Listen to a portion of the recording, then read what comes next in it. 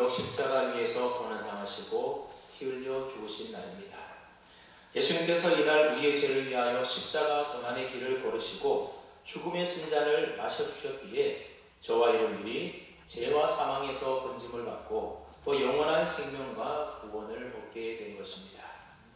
그러니 이날은 비록 2000년 전 유대 땅 골고다 언덕에 있었던 과거의 한 사건에 불과하지만 그러나 오늘 우리에게 구원과 생명을 준 너무나도 뜻깊고 의미 있는 날이 바로 오늘 성금요일입니다. 그래서 많은 그리스도인들이 해마다 이날이 되면 주님 걸어가셨던 십자가 고난의 길을 묵상하며 하루 종일 금식하기도 하고 또 자기가 좋아하는 일을 절제하면서 경건하게 하루를 보내게 됩니다. 그래서 오늘 이 시간에는 누가복음 23장에 기록하고 있는 그날 주님이 걸어가셨던 그 십자가의 고난의 길을 저와 여러분들이 한번 뒤따라가 보았으면 좋겠습니다. 오늘 설교를 준비하면서 예전에 자주 불렀던 주님 가신 길이라고 하는 복음성가가 자꾸 입에 맴돌았습니다. 그래서 오늘 설교 제목도 주님 가신 길 이렇게 정했습니다. 그래서 1절 가사에 보면 이렇게 나옵니다. 주님 가신 길, 십자가의 길, 외롭고 무거웠던 길, 골고다에 거친 언덕길, 지치신 주님의 음성. 오 나의 주님 용서하소서, 죄인 위에 고난 받으셨네. 이 세상에 생명 주시길 그렇게도 원하셨던 길, 이런 가사의 내용입니다. 그날 주님이 가신 길은 십자가의 길이었고 외롭고 무거운 길이었습니다. 우리 주님께서 그렇게 외롭고 무거운 십자가의 고난의 길을 걸어가신 이유가 무엇이었겠습니까? 죄인들을 용서하시고 우리에게 생명을 주시기 위하여 그렇게 원하셨기 때문에 그 십자가 고난의 길을 우리 주님은 말없이 걸어가셨던 겁니다. 그럼 이제 함께 그날 주님이 걸어가셨던 그 길을, 그 발자취를 우리가 한번 따라가 보도록 하겠습니다. 우리 주님은 겟세마네 동산에서 기도를 마치신 후에 가룟 유다가 끌고 온 대제사장과 바리새인들의 아랫사람들에 의해서 붙잡히게 됩니다. 그리고 안나스의 집과 가야바의 법정과 헤롯의 재판을 거친 주님은 마침내 총독 빌라도의 법정에서 사형 선고를 받게 됩니다. 사형 선고가 내려지게 되자 로마 군인들은 예수님의 옷을 벗겨서 무서운 채찍을 내리쳤고 가시나무로 관을 엮어서 머리에 씌우는가 하면 자색 옷을 입혀서 유대인의 왕이여 평안할지어다 하면서 손으로 때리고 희롱하였습니다. 그런데 주님은 이미 너무나 많이 맞으셔서 거의 탈진한 상태였습니다. 그리고 마침내 빌라도가 유대인의 압력에 굴복해서 예수님을 십자가에 못 박도록 그들에게 넘겨줍니다.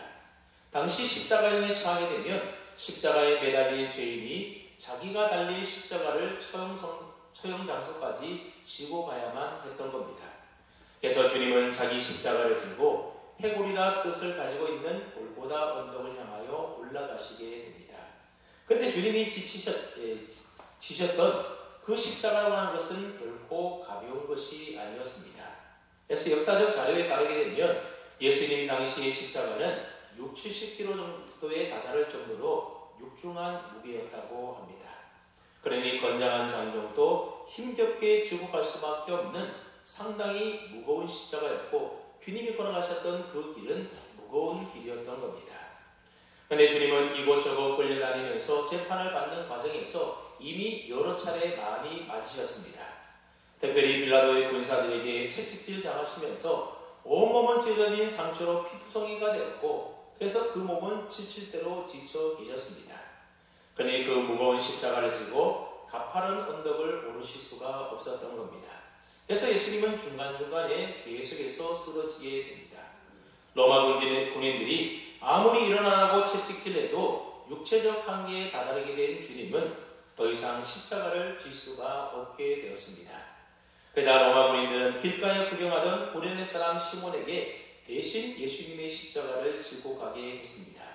그러니 시몬에게 있어서는 그날은 그야말로 더럽게 운수가 없는 날입니다. 하지만 알고 보니 억지로 십자가를 졌던 고레네 시몬에게 있어서 그날은 그의 인생 가운데 가장 운수가 대통한 날이었던 겁니다. 왜냐하면 그는 예수님 대신에 십자가를 지게 된 그날 자신을 죄에서 구원해 주신 구세주를 만났기 때문입니다. 그리고 그날 그 일을 통해서 시몬 자신뿐만 아니라 그의 아내와 그의 자녀들까지 그의 온 가족 전체가 다 예수님을 믿고 구원받게 되는 놀라운 은혜를 입게 되었던 겁니다. 근데 주님이 십자가를 지고 골고다 언덕으로 올라갈 때에는 예수님을 따르는 무리가 있었는데 27절 말씀을 보시게 되면 또 백성과 및 그를 위하여 가슴을 치며 슬피 우는 여자의 큰 무리가 따라오는지라 말씀하고 있습니다.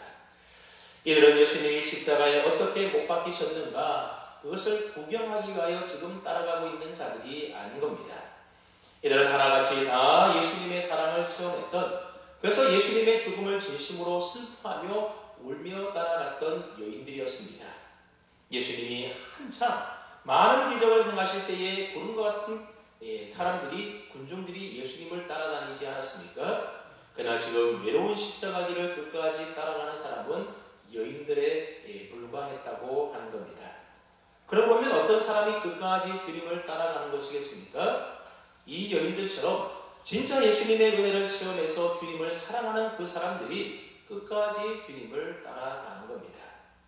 오늘 우리들도 주님의 은혜를 체험해야만, 그래서 주님을 진정으로 사랑해야만 끝까지 주님이 걸어가신 그 십자가의 길을 우리들도 따라갈 수가 있게 되는 겁니다.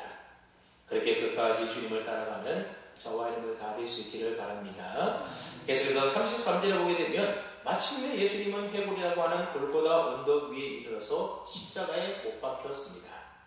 예수님께서 십자가에 못 박힌 기록은 사복음서에 모두 다 나오게 되는데, 이 사복음서에 보게 되면 모두 다 간단한 한마디의 한 문장으로 되어 있다는 겁니다. 즉 예수를 십자가에 못 박았다라는 말로 되어 있습니다.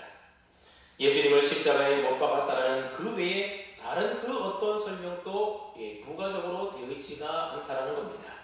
하지만 이 짧은 한마디로 설명하기에는 예수님이 당했던 그 십자가형이라고 하는 것은 너무나도 끔찍한 형벌이었다고 하는 겁니다. 이 십자가형은 원래 페르시아에서 개발한 가장 잔인한 그러한 사형법이었습니다. 제수를 벌거벗겨서 양손과 발에 못을 박아서 죽을 때까지 수치스럽게 계속 매달아 놓는 것이 바로 십자가형입니다. 그래서 십자가형에 처한 제수들은 시간이 지나감에 따라서 타는 듯한 목마름과 갈증을 느끼게 되고, 나중에는 결국 탈수의 고통으로 인하여서 괴로워하다가 결국 폐에 물이 차올라서 숨이 막혀서 질식하는 것이 바로 십자가형입니다. 기록에 의하면 어떤 제수는 10일 동안이나 십자가에 매달려 고통당한 사람도 있었다고 합니다.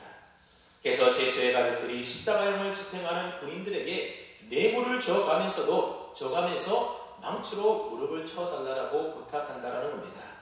그러면 더 이상 다리로 몸을 집행할 수 없게 되어서 결국 숨을 쉬지 못하여 십자가에 매달린 제수는 죽게 된다는 겁니다. 이것이 바로 십자가형에 처한 사람에게 줄 수 있는 가장 큰 자비였던 겁니다. 이 십자가 형벌이 얼마나 끔찍했던지 로마의 문인 퀴케로는 십자가에서 죽는 사람은 1000번을 죽는다. 그렇게 1000번을 죽을 만큼의 큰 고통 속에서 죽어가는 것이 바로 이 십자가형이었습니다.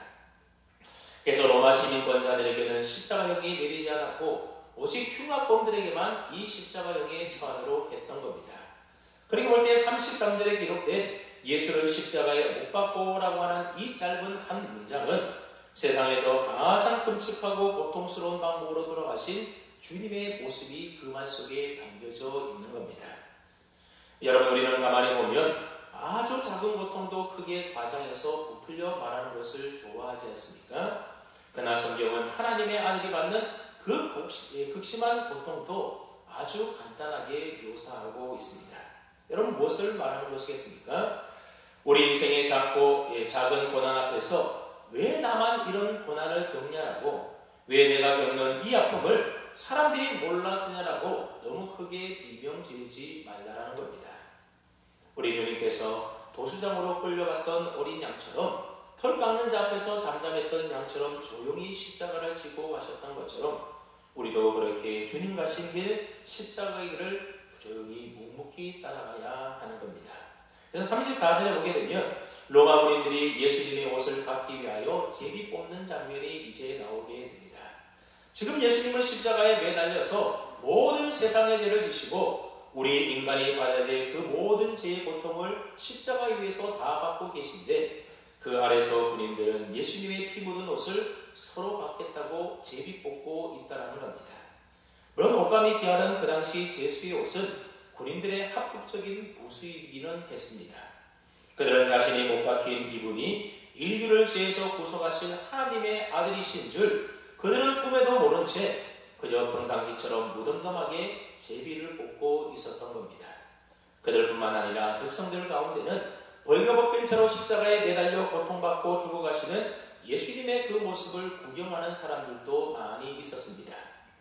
인류 역사상 가장 위대한 하나님의 사랑과 용서가 은혜가 체험되는 그 바로 현장에서 이들은 아무 느낌도 없이 아무런 감정이나 감동도 없이 그저 로마 군인들은 자기들의 이익을 챙기느라고 바빴고 백성들은 재미삼아 구경거리로 지금 예수님을 보고 있다는 겁니다.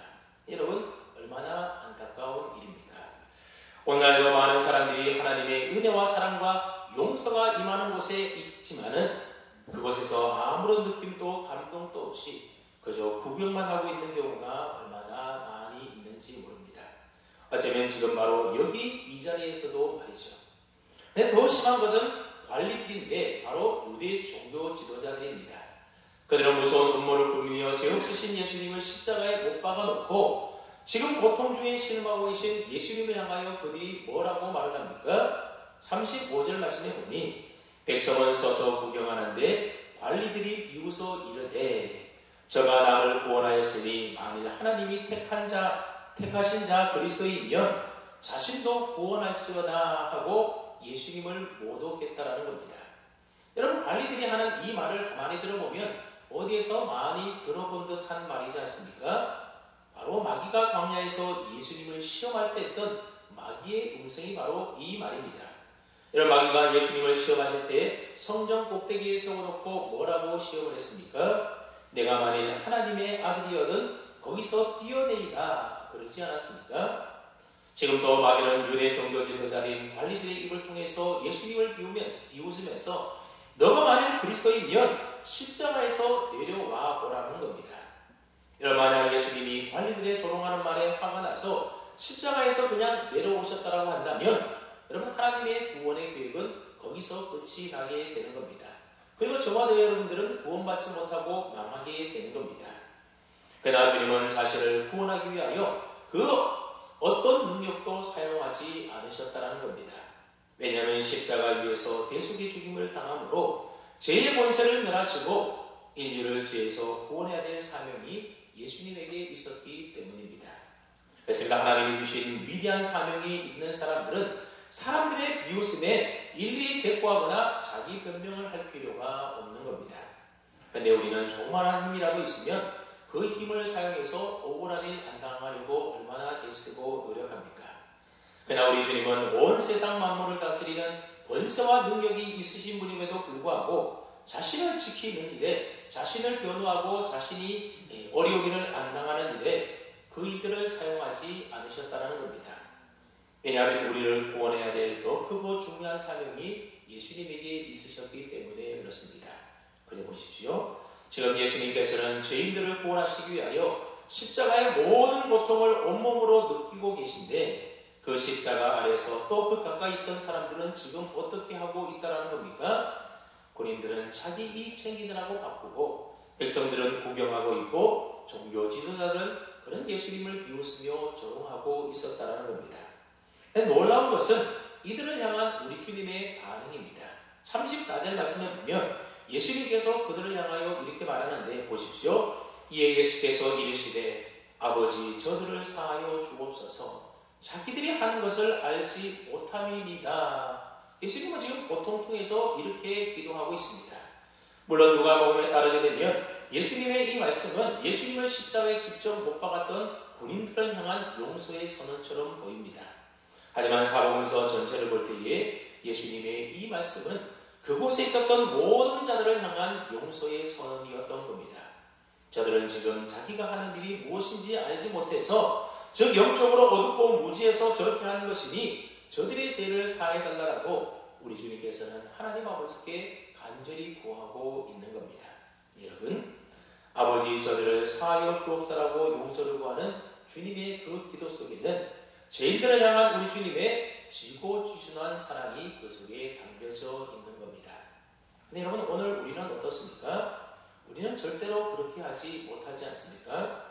누군가 내게 대하여 아무리 선한 동기로 그랬다 할지라도 그러나 그 결과가 내게 나쁘게 되면 우리는 절대로 용서하지 않습니다. 분명 내게 대하여 딴 생각이 있을 거라고 의심부터 하지 않습니까? 그래서 우리는 남을 잘 믿지 못합니다. 왜냐하면 남들도 다 나 같은 줄로 알기 때문에 그렇습니다. 그래서 일단 뒤에 무슨 꿍꿍이가 있을 것이라고 생각하니 용서하지 못하고 의심의 눈초리로 바라보는 겁니다.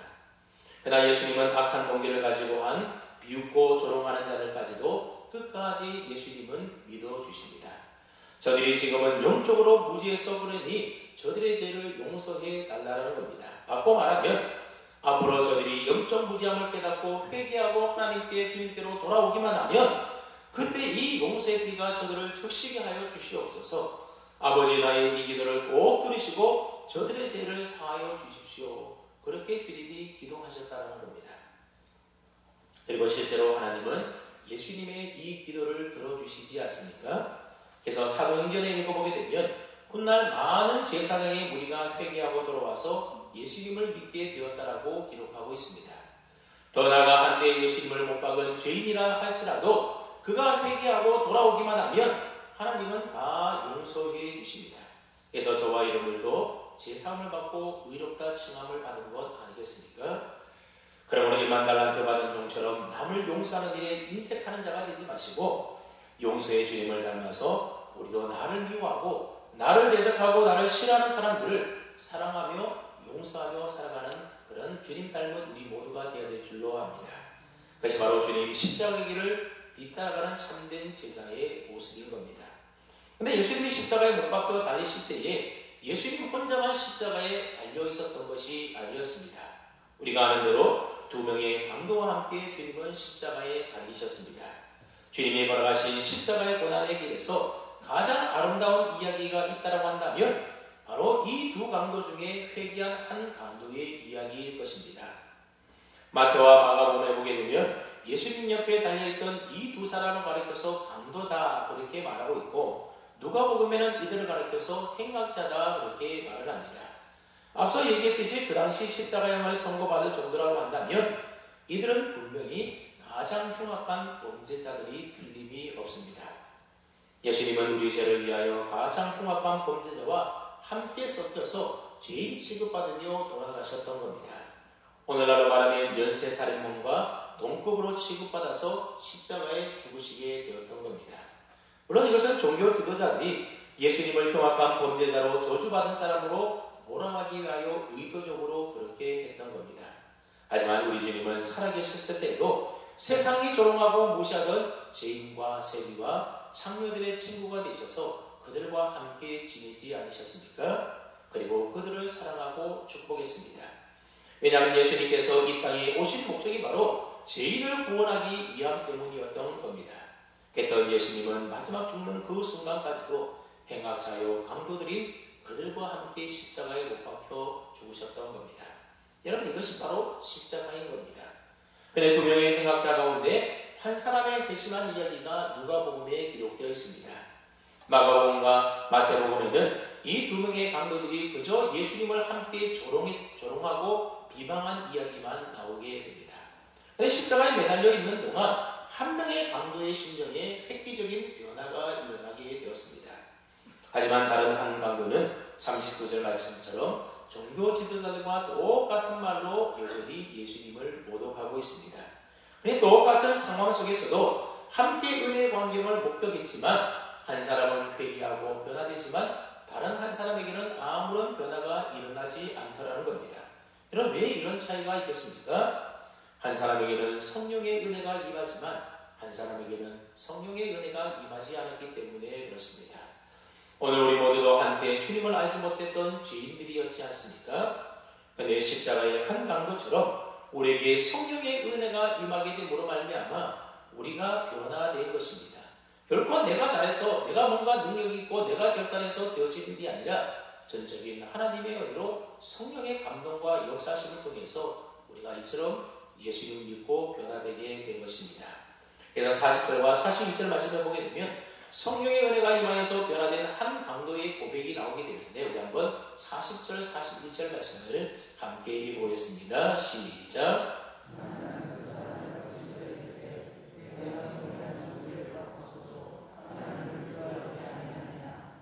우리는 우리가 행한 일에 상당한 보응을 받은 것이니 이에 당연하거니와 이 사람이 행한 것은 옳지 않은 것이 없느니라 하고. 여러분, 이 강도는 아주 정확하게 자신에 대하여 알고 있었습니다. 나는 내 죄값에 상응하는 대가를 받는 것이다. 그러니 나는 죽어 마땅한 죄인이다. 그렇게 고백하고 있는 겁니다. 아무런 핑계 없고 자기 합리화가 없는 그런 고백인 겁니다. 여러분, 이게 진짜 회개이지 않겠습니까? 우리 생각에는 저 사람은 진짜 나쁜 사람이니 그렇게 말할 수 있겠지, 그런 생각이 들기도 합니다. 여러분, 진짜 나쁜 사람이 회개하는 것이 얼마나 어려운지 모릅니다. 몇 년 동안 감옥살이를 하고 나서도 자기의 잘못을 뉘우치기보다는 재수가 없어서 걸렸다면서 다음에는 잡히지 말아야 되지, 그러면서 또다시 죄를 짓는 게 흉악한 범죄자들의 심리입니다. 나는 아무 잘못도 없고 다만 부모 잘못만 만나서 이렇게 되었고 잘못된 세상이 나를 이렇게 만들었다고 하면서 오히려 자신을 피해자라고 그들은 생각한다는 겁니다. 그러니 한편의 강도가 이런 회개를 했다고 하는 것은 참으로 놀라운 성령의 역사가 아니고는 있을 수가 없는 일이었던 겁니다. 성령이 임하면 이런저런 핑계대며 복잡하게 말하지 않고 간단하게 이 말을 하는 겁니다. 나는 죽을 죄인입니다. 누군가가 진심으로 이 말을 고백한다고 한다면 그 사람에게는 지금 성령이 임하고 있는 겁니다. 그러지 않고는 그렇게 자신이 죄인임을 고백할 수가 없는 겁니다. 여러분, 회개하는 강도는 계속해서 예수님에게 뭐라고 애원을 합니까? 예수여, 당신의 나라에 임하실 때 나를 기억하소서, 그렇게 예수님에게 요청했습니다. 여러분, 진정한 회개는 자신의 죄를 정직하게 인정하는 것으로 끝내서는 안 되고 그 삶의 방향을 예수님께로 옮기는 것이 바로 진정한 회개라는 겁니다. 예수님을 붙잡아야 되는 겁니다. 아무런 소망 없이 절망 가운데 죽어가던 이 한편의 강도는 자신의 죄를 고백하고 이제는 예수님의 이름을 부르면서 예수님을 붙잡고 믿었더니 그가 구원을 얻게 되었다라는 겁니다. 그래서 예수님이 그에게 뭐라고 말씀합니까? 내가 진실로 내게 이르노니 오늘 내가 나와 함께 낙원에 있으리라. 그렇게 주님이 약속해 주셨습니다. 여러분, 놀라운 기적이 일어난 것 아닙니까? 죽기 직전에 회개하고 예수님을 믿었더니 제사함과 구원을 받아서 예수님과 함께 낙원에 이르게 되었다는 겁니다. 그렇습니다. 여러분, 구원이라고 하는 것은 우리의 어떤 속죄의 행위로나 또는 참의 눈물로 얻는 것이 아니라 예수님의 이름을 부르고 예수님의 이름을 믿을 때에 얻게 되는 것이 바로 구원입니다. 다른 것 그 외에는 다른 것 구원을 얻을 만한 방법이 예수 외에는 없다라는 겁니다.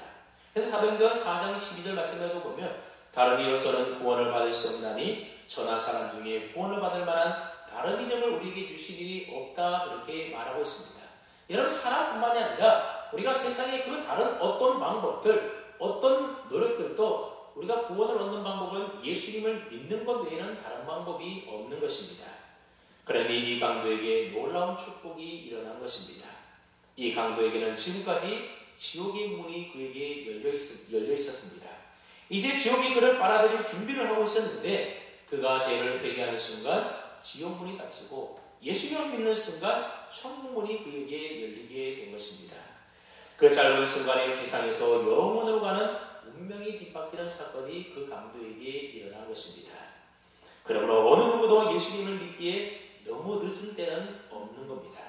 다만 이 강도처럼 죽기 직전에 너무 늦게 회개하고 예수님을 믿게 되면 우리의 삶을 통하여 주님과 교제하는 시간이 없게 되고 또 천국에서 받을 상급을 준비할 수 있는 시간이 부족하기 때문에 겨우 구원을 얻는 것이기 때문에 우리는 가급적 더 늦기 전에 빨리빨리 회개하고 예수님을 믿어야 하는 겁니다.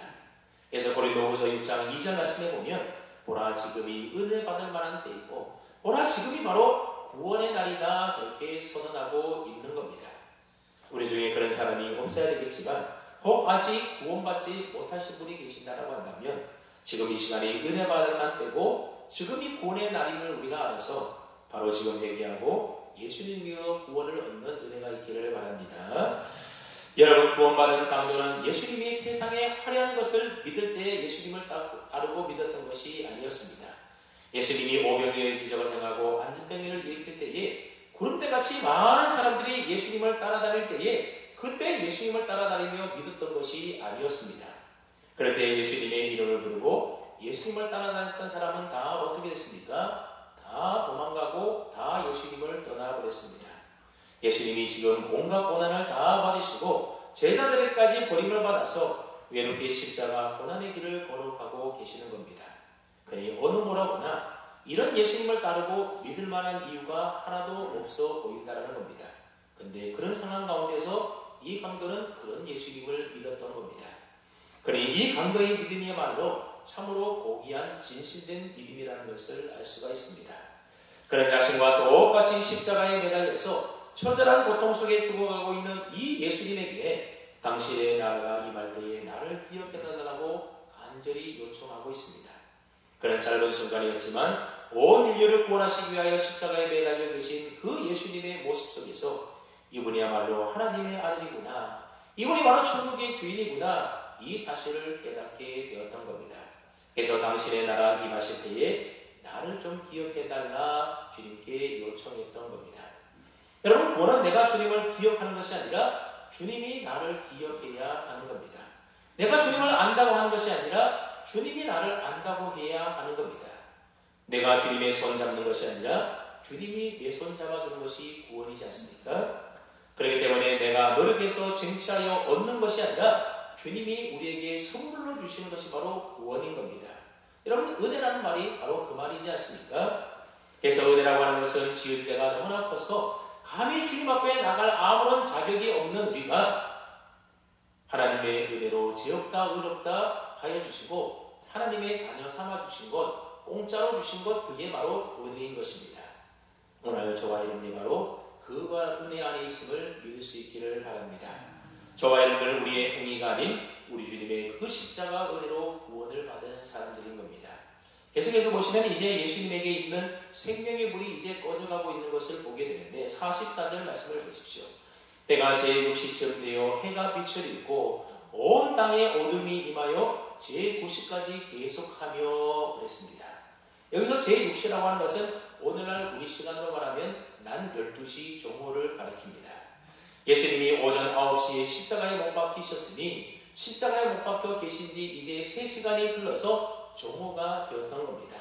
여러분, 정오라고 하는 시간은 태양의 고도가 가장 높은 곳, 정점에 있는 때가 바로 정오인데 그렇게 태양이 한복판에서 이글거리고 가장 밝아야 할 그 시간에 온 땅이 어둠으로 덮이게 되었다는 겁니다.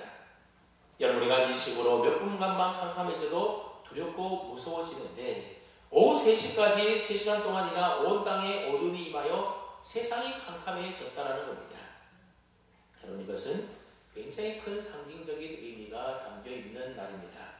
예수님을 죽인 세상은 캄캄한 절망이요, 예수님을 죽인 세상은 결국 지옥이라는 겁니다. 그래서 지옥 같은 어둠이 온 땅을 덮었던 것입니다. 여러분, 우리가 너무 힘들 때에 눈앞이 캄캄하다 그런 말들을 하지 않습니까? 예수님을 십자가로 몰아간 그 악의 세력이 장악하고 있는 지옥이 바로 그렇게 캄캄한 것입니다. 하나님이 지금 그것을 상징적으로 보여주고 있는 겁니다. 한번 생각해보면 저와 여러분이 주님의 십자가 은혜가 아니었다면 우리는 아직도 영원히 캄캄한 어둠 속에서 살고 있었을 것입니다. 예수님이 어둠의 사망 권세에 계시고 부활하지 않으셨다고 한다면 캄캄한 지옥 권세에 매여 영원한 어둠에 우리 모두는 거했을 겁니다. 그런데 우리 주님 부활하시고 다시 살아나셔서 사망 권세 어둠의 세력을 물리치시고 승리하심으로 인하여서 우리는 영원한 밝은 빛 가운데 거하게 된 것입니다. 그런데 그 순간 또 한 가지 사건이 함께 일어나게 되었는데 45절을 보게 되면 성소의 휘장이 한가운데서 찢어졌다 그런 말씀이 기록되어 있습니다. 이 성소의 휘장이라고 하는 것은 지성소와 성소를 구분하기 위해서 막아놓은 커튼과 같은 휘장인데 쉽게 찢어지는 그런 얇은 천이 아니라 두꺼운 천으로 되어 있다는 겁니다. 그런데 그 휘장이 단순히 위에서부터 아래로 한가운데가 찢겨졌다는 겁니다. 아래에서 위로 찢겨졌으면 사람이 아래에서 당겨서 찢어지만 위에서부터 아래로 찢겨졌다고 하는 것은 사람이 찢은 것이 아니라 그 아들의 죽음을 보신 하나님이 찢었다, 그런 말입니다. 그리고 한가운데가 찢어졌다고 하는 것은 통로가 열렸다라고 하는 겁니다. 여러분, 성경의 주성서는 하나님이 임재해 계시는 거룩한 장소이기 때문에 아무나 함부로 들어갈 수가 없고, 대제사장도 1년에 딱 한 번 대속죄일이만 백성들의 죄를 속하기 위하여 이곳 지성소에 들어갈 수가 있었던 겁니다. 그리고 대제사장이 이때 들어갈 때도 죄가 있는 경우에는 즉사했기 때문에 들어갈 때 방울을 달고 또 밧줄을 몸에 메어서 방울 소리가 나지 않으면 당겨서 즉사인 줄 알고 그렇게 당겼다고 하는 겁니다. 여러분, 그 당시 하나님을 만난다고 하는 것은 이처럼 보통 무서운 일이 아니었던 겁니다. 근데 하나님이 십자가에 돌아가시는 그 순간에 성소의 휘장이 찢어졌습니다. 이것은 이제 죄인된 우리가 예수님의 보혈의 공로로 하나님께 나아갈 수 있는 새로운 길이 열려지게 되었다는 것을 상징적으로 의미하는 겁니다. 이전에 수많이 희생의 제물로도 다 갚을 수 없었던 우리의 죄가 이제는 예수님의 보혈로 단번에 다 갚게 된 것입니다. 그래서 더 이상 희생 제물을 들고 제사장에게 찾아갈 필요가 없어지게 된 겁니다. 이제부터 우리는 긍휼하심을 받고 때를 따라 돕는 은혜를 하나님께 얻기 위해서 은혜의 보좌 앞에 담대히 나아갈 수 있게 된 것입니다. 누구 때문에요? 예수님의 십자가의 죽으심을 통하여 우리가 하나님의 은혜 보좌 앞에 담대히 나아갈 수 있게 된 것입니다. 여러분, 얼마나 감사한 일입니까? 이제 우리 한번 46절 말씀을 함께 읽겠습니다. 46절입니다. 시작.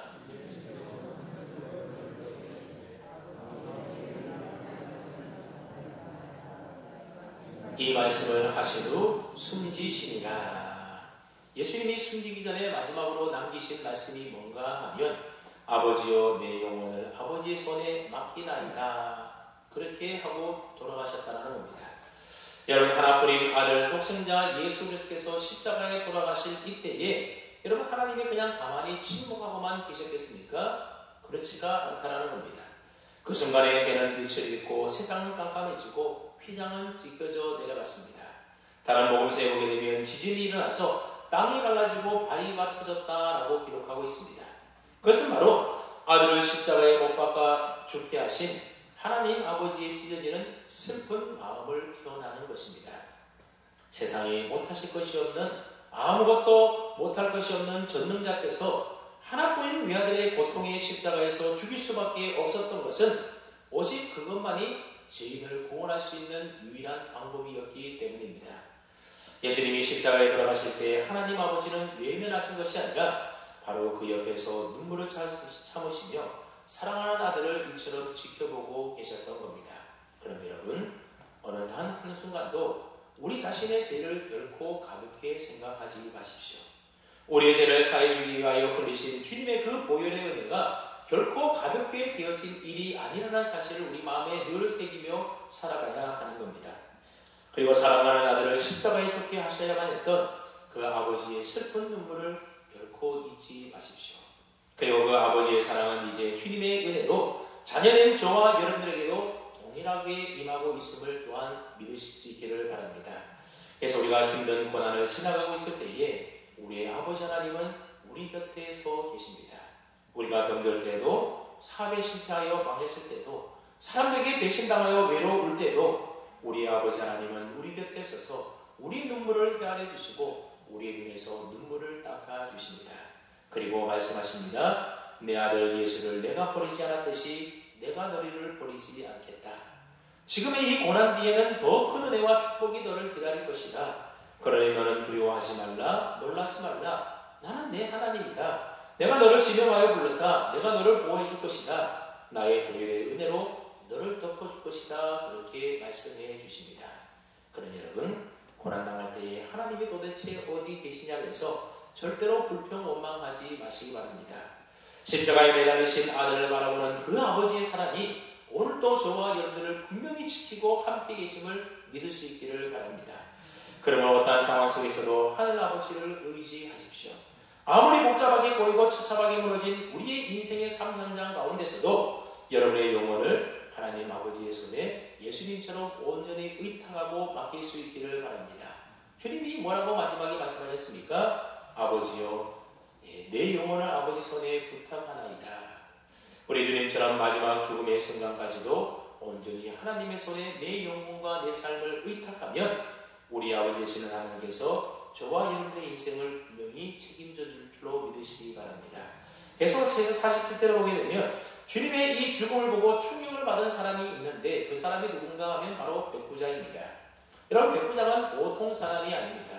그동안 수많은 전쟁을 하면서 수많은 사람들이 죽어가는 모습을 지켜보고 경험했던 사람이 바로 백부장입니다. 그뿐 아니라 그동안 수많은 사형수들을 처형해 왔기 때문에 어지간한 죽음 앞에서는 눈도 하나 깜짝하지 않는 사람입니다. 그런데 한 유대인의 제수의 죽음을 목격하고 그가 뭐라고 고백합니까? 이 사람은 정령 의인이었도다 하면서 하나님께 영광을 돌렸다는 겁니다. 조금 전까지만 하더라도 그의 부하들은 예수님의 옷을 서로 가지려고 제비를 뽑고 있었던 자리였습니다. 그런데 마태복음에 보면 이 백부장들뿐만이 아니라 함께 예수를 지키던 자들, 즉 백부장의 이 부하들도 이런 진실로 하나님의 아들이었다, 그렇게 고백하고 있는 것을 보게 됩니다. 여러분, 도대체 그들 가운데 무슨 일이 있었기에 그렇게 잔인하고 강팍한 이 로마 군인들이 이와 같은 고백을 하고 있는 것이겠습니까?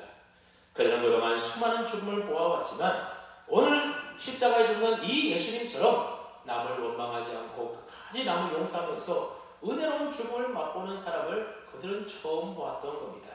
그리고 예수님이 죽는 순간 땅이 진동하며 바위가 터지고 무덤이 열리고 하늘의 해가 가려지고 온 땅이 캄캄해지는 그 엄청난 자연 현상들이 일어나는 것을 보면서 어떤 거룩한 힘에 그들이 압도당했던 겁니다. 그래서 그들은 그 앞에 굴복하여 하나님께 영광을 돌릴 수밖에 없었던 겁니다. 전해져 내려오는 이야기에 따르면 이 백부장과 부하들은 나중에 예수님을 믿고 로마 군대에서 일어난 복음화 운동의 작은 불씨의 역할을 했다고 합니다. 여러분, 그뿐만 아니라 48절 말씀에 보면 그날 그 현장에 구경하러 온 무리도 그 된 것을 보고 다 가슴치며 돌아갔다라는 말이 기록되어 있습니다. 이들은 다 예수님을 믿고 따르던 주님의 제자들이 아니었습니다. 그저 재미거리로 구경 삼아 왔던 구경꾼에 불과했던 사람들입니다. 물론 이들 중에는 예수님을 비방했던 자들도 함께 섞여 있었을 겁니다. 그랬던 이 무리들도 예수님의 죽음 앞에서 찔림을 받게 되었던 것 같습니다. 그래서 그들은 가슴을 치며 돌아갔다라고 했는데 그 말은 바로 회개하며 돌아갔다, 그런 말입니다. 사도행전 2장에 보게 되면 오순절날 성령이 임하게 되자 베드로가 설교를 합니다.